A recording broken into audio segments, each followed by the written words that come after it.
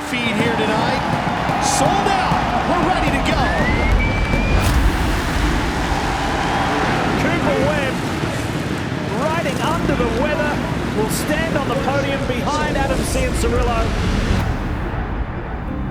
Do you ever wonder if they had coronavirus? I think they did. You know, my opinion on that, because it wasn't an ordinary flu, it was pretty severe. You know, Cooper was under the weather at the first race of Supercross, but Zach had already had it for a week, so he was worse. Is America a completely different place when you first came here than what it is now? Yeah, for sure. I always look at Americans that they're tough. They're not easy to manipulate or to control, and I feel that I never would see how people have been controlled by the press and by what's going on to the point that they are now. They're starting to react and take steps, but it's taken much longer than I expected. In one of the most difficult years in recent memory, the lifelong dreams of many were postponed indefinitely or canceled. But champions were crowned in amateur motocross, as well as professional supercross and motocross. There may have been no better sports community to be a part of. I think our industry has done a pretty good job getting us going again. One of the very first sports that competed at the national level. It was really good. I think it helped that community to feel that, you know, there are some issues, but the world is not stopping yet. In part one, we took a look at some of the top amateur motocross racers in the United States at the Loretta Lynn's National Championship. In part two, we will take a look at their dream, professional off-road motorcycle racing. My mom drives me out to the track almost every single day. My dad has to fly out for work. Yeah, they do a lot for me. So what do you want to do for them in return? Make it big, buy them a house, and some land. It's pretty much what it is. The benefit would be as if, in the end, he makes it. You wake up in the morning and you get to go ride a dirt bike for a living. Most people never would even think of that. And Seth could have that opportunity. Like, how cool is that? Like, you know what I mean?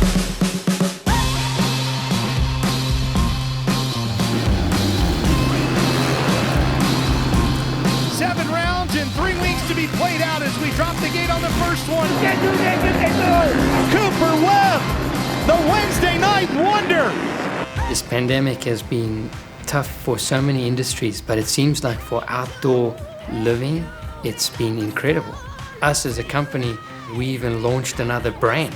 We launched Gas, like something that you just can't even wrap your mind around when you think you're going to be making everything smaller, and we actually were expanding.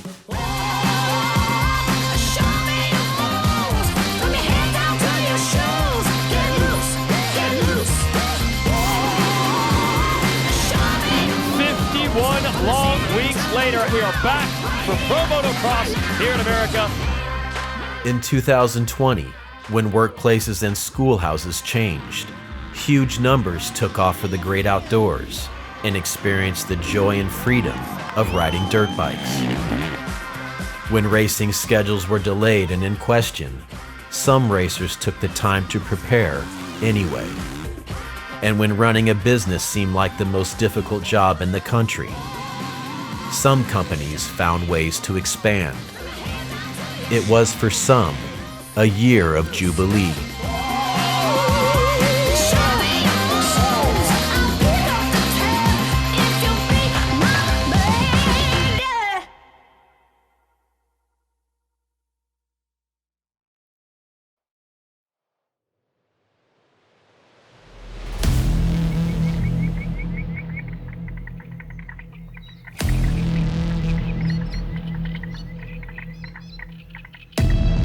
In the off-road motorcycle industry, nothing does more for a brand's name than 450 class Supercross and Motocross championships.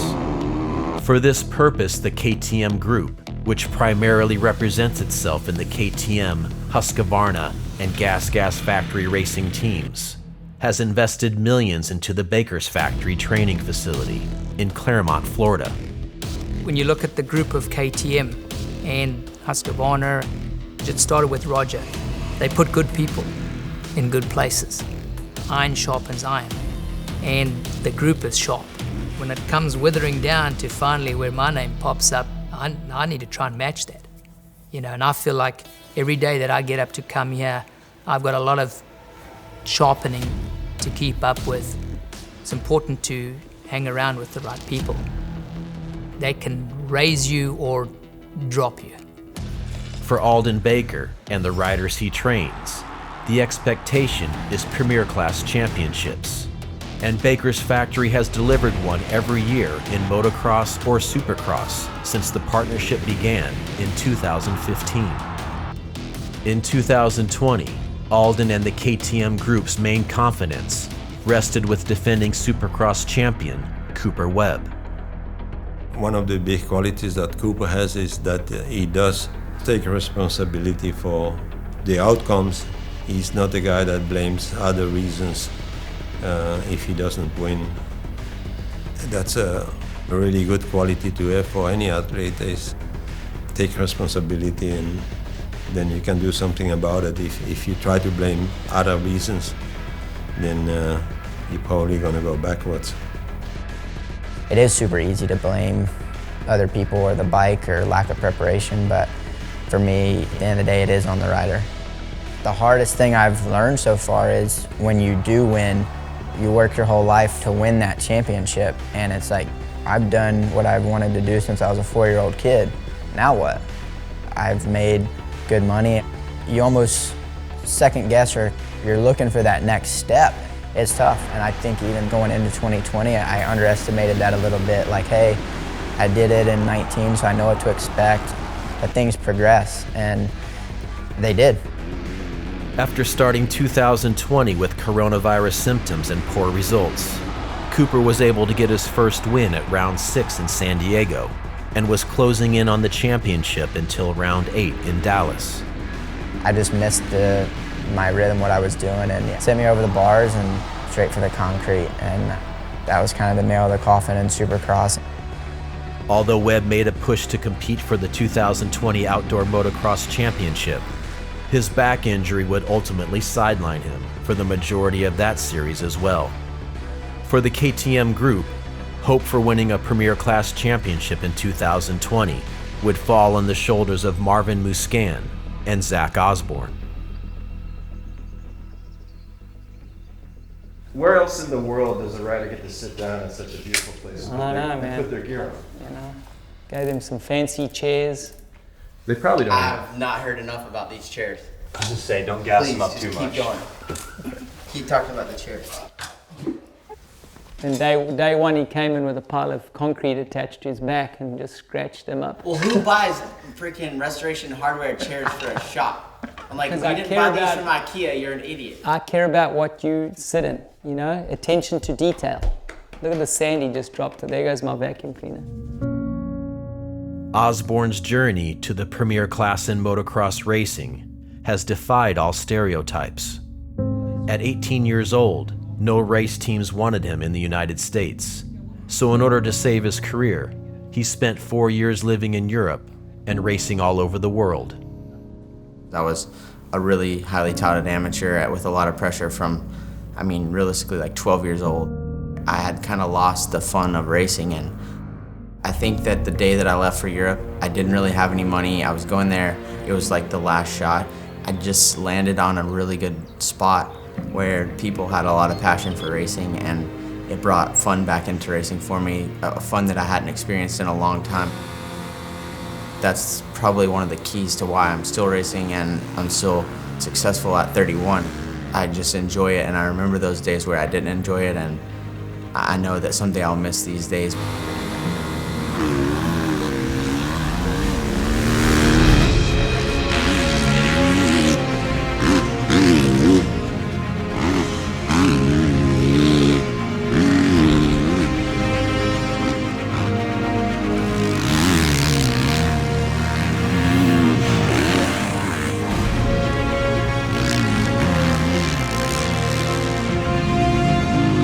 in Europe. We're traveling all around in this little tiny camper. There were times we would pull up to the gas pump and we would just like hope and pray that there would be money in the account. We didn't see any sights, we didn't do any extracurriculars. We went from racetrack to racetrack and just tried to make it. At the end of the 450 Motocross Championship in 2020, Zach will be 31 years old, since no rider has ever won the title over the age of 29. Osborne will have to beat the odds, and this will be among his final opportunities to do so. I've proven a lot of odds wrong before, and I hope to continue to do it. Do I feel different than I did when I was 23? Yeah. Do I know that other people felt better on Sunday than I did? Yeah, but also I got up and I did my spin and I did my work and I felt good again. So in the grand scheme, I don't feel bad at all. When you're there every day, you go through it. It's almost like the army, if you will. You know, you're going with your group of guys. You're going to war, and if it can't be you coming out on top, you'd rather it be one of them. Look at that guy over there. So Steve is one of the resident fox squirrels. There's a few of them out here, and they keep the riders sharp by jumping out on the track and making them take different lines. So always a pleasure to see them out and about. While some spectators are allowed this year according to state and county regulations, there are literally signs everywhere that shows how different this season will be. Going into the 2020 Motocross Championship, Zach was coming off his first Supercross race win at the final round in Salt Lake City, and carried this momentum straight into the first 2 rounds of the outdoor season. Zach Osborne, for the first time, is going to be an overall winner in the 450 class. I'm impressed with how it started. Here's a guy, practice goes out, they can't even get his bike running. You know, and I'm thinking this guy's not even going to qualify for today. There's only one practice. And if he doesn't do a lap, he doesn't qualify for the day. He decided right there and then, when he was standing watching them work on his bike and not knowing if he was going to make it, I'm going to win this year. And I heard him a few times tell Roger, you know, in the morning, see you at the podium. And sure enough, there he was. In improbable circumstances, Zach Osborne wins Loretta's again. After starting the year having never won a 450 class overall, Zach began the 2020 outdoors winning 3 out of the first 4. Bad jump for Tomac on the 1. He's going to get edged out by Osborne. He's looking for a second straight hole shot. Red Bud 1 was like the race that you dream of your whole life. I felt like at will I could stretch it out or manage the gap. There was no point during that day where I felt threatened.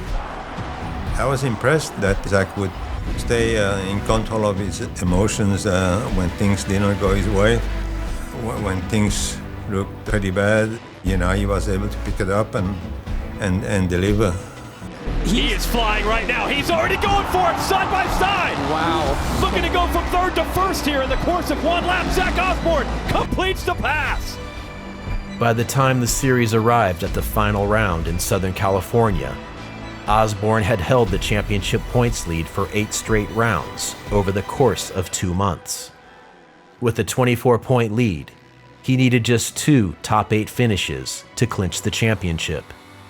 The last one was maybe the toughest on him, although, you know, he didn't need a big result, but when you're in that situation, it's really hard to stay focused. Sometimes when you come through the turns and you try to protect those insides a lot. Well, it's like I'm waiting on the rut to come and there's no rut. I need to just turn, you know? Yeah. What's it like for you when you guys are holding on to the red plate? I mean, you got it at round 1, and week after week, you were holding the championship. Try not to think about it, but trying not to think about it was hard. I mean, I would wake up in the middle of the night and my wheels would just turn. In the spring of 2020, Rockstar Husqvarna and their previous team manager agreed to part ways, and crew chief Steve Westphal was placed in charge as interim team manager. Westphal was officially offered the job of team manager the day before the final round of 2020. There was other candidates, but we thought it would be better to promote somebody from the inside, although He had no real experience as a team manager. Wasn't even thinking about it, and then they, handed me a piece of paper that says, race team manager, and I was like, seriously? Like, why? I mean, I feel I've done a good job, but I'm gonna take it and run with it and do the best job that I can for them. So they offered you the job before Paula. Did that make you feel better going into the race? No, kind of gave me a little more pressure, honestly. It's racing at the end of the day, and you never know what can happen. I ain't been this nervous in my entire life. Relax. It'll all work out. Yeah. It'll all be good. You all right? Yeah, I was pumped up, but my shot was just like nothing. There's nothing there. Like, had no bounce. Yeah, that's fine. You're good. I'm gonna win this championship. Yeah, I know. I mean, I'm not stressing about any of that. It's been the longest week of my life. Yeah, I can imagine. There's. What you're good at. Yeah, this Yeah, is. I'm not freaking out. I'm fine. Nobody says you're freaking out. You're freaking out, Steve. No, I'm not. It is championship day in both classes in our finale. Zach Osborne, he has to have a solid day and hope that the cards don't fall in favor of the rookie Adam Cianciarulo, who is second in points.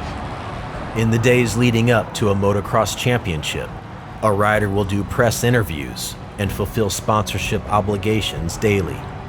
Each time, he is reminded that the fates of families, businesses, and industries will fall on his shoulders when the gate drops. All outside assistance eventually stops, and the battle is believing that you have enough. Osborne, can he get it done? Can Cianciarulo answer? We're underway in the last Moto of the 2020 season, and Cianciarulo is going to start it with the whole shot. Osborne got a decent start. Oh, he comes out quite nicely in that 5th spot. Osborne still running in 6th, and we're down to 10 minutes and 2 laps to go. Osborne a safe 6th. To him after the race, he said that was the race that felt the longest from any race he had ever done. Felt like hours, he said. Yeah. And that has gotten Zach Osborne the 2020 Lucas Oil Pro Motocross 450 Championship. Yeah, guys. Oh my God. Such a big relief for me. I cried. Not gonna lie. It gives me great pleasure to present you with the 2020 Lucas Oil Pro Motocross Championship 450 #1 plate. Sure, Daddy. Thank you. I'd like to say thank you to the Rockstar Husqvarna Factory Racing Team, everybody back at the Baker's Factory, and my wife. Having been a part of Zach's life, I've known his goals. This is a big, big one. If you would have told either of us 10, 12 years ago that this is where we would be now, we would just be completely mind blown. So it's just really surreal to have been part of all the lows, and now to be like on the mountain with him is incredible.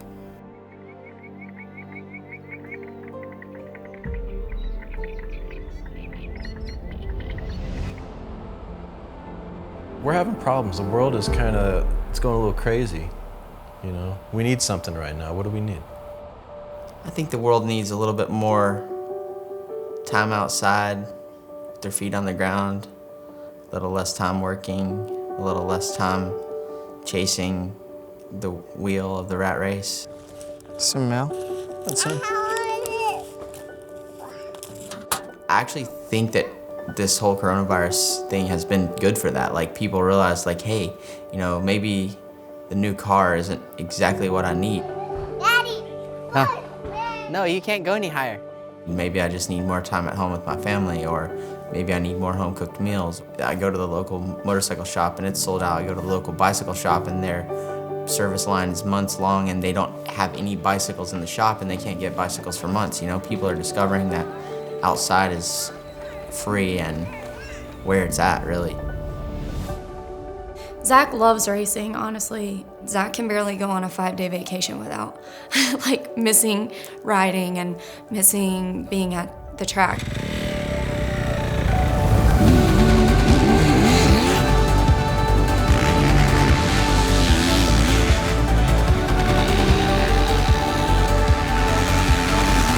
Zach Osborne's title in 2020 would be the first Premier Class motocross championship Husqvarna had won in the US since 1976, and the first since the KTM Group took over the brand in 2013. We want to grow the sport of motorcycling, bringing brands to people that they had fallen in love with before. Maybe their dad or their family had ridden on it when they were younger, and touching those memories. And now with Gas coming on board, we're able to bring another brand forward. The enthusiasts out there, the fans out there, they want to see a company that's investing in the sport that they love, and that's what we do. Still to come, the third and final part in the year of Jubilee. GNCC is absolutely grassroots. There were motorcycles on that starting line today that had the mud on them from last year.